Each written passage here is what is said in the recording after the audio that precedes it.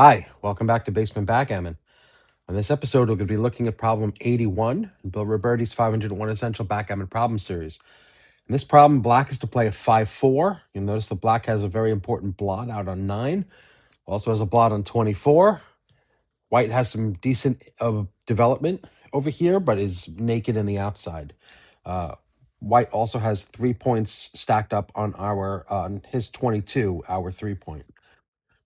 So what is white? What is the black to do? That is with a 5-4. I'll give you 10 seconds to decide. Hit the pause button if you need more time.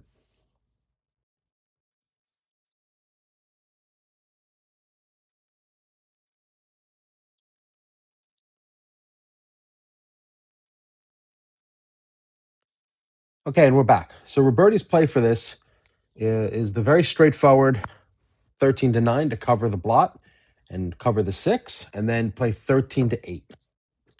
There were 3 5s we could have chosen, but let's decide what Robertie wants to do by reading what he said. So let's bring our checkers back to the normal position. The 4 is easy enough, Robertie says. Black plays 13-9. But what about the 5? Black has 3 legal 5s, 23-18, 13-8, and 7-2. Breaking the anchor with 23-18 is easy to dismiss. That's like a boxer dropping his guard and leading with his chin. But what about 7-2, which looks safe and sound, right? Well, it's safe, but it's not too sound. Once black starts killing checkers behind white's anchor, he's going to find that he doesn't have enough men to continue building blocking points. Right? So once he starts moving checkers behind the anchor, he's going to start losing men to make more blocking points.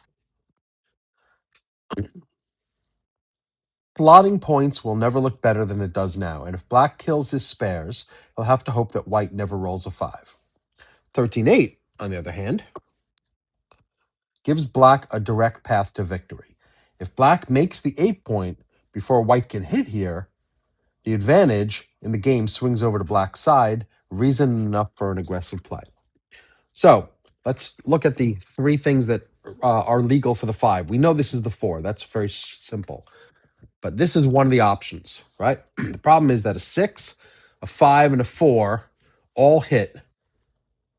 And it's a terrible hit for black, especially a 6 covering then the 6 on the next point would be a real problem for black.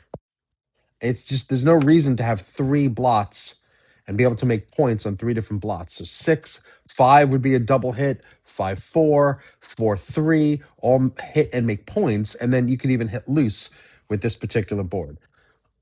So that's a real problem for black. So we don't want to do that. That's what Robertie's calling leading with his chin.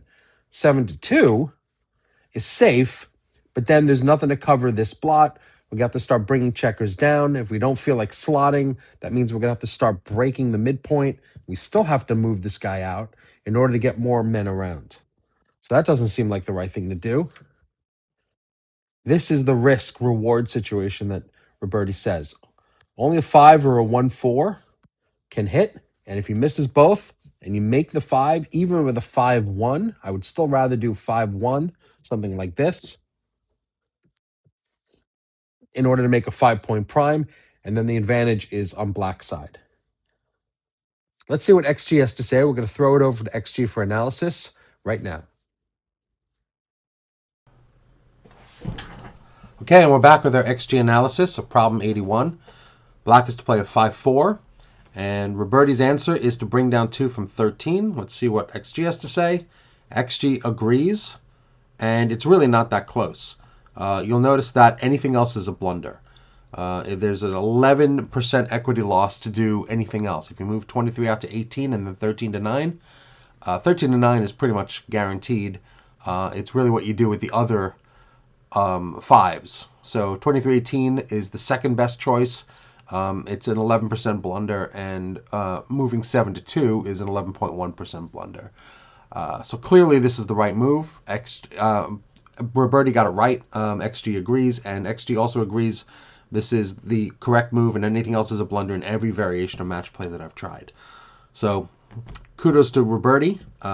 If you like this series, please like and subscribe, hit the notification bell if you want to be notified of future videos when I upload them.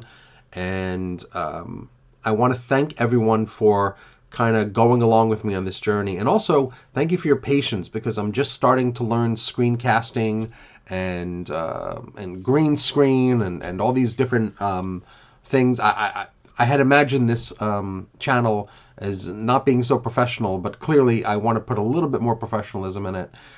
So it's not going to be completely polished. It'll still be basement backgammon, but I'm trying to do a little bit better on the videos. So I think they're improving as I go along and I learn about how to do this stuff.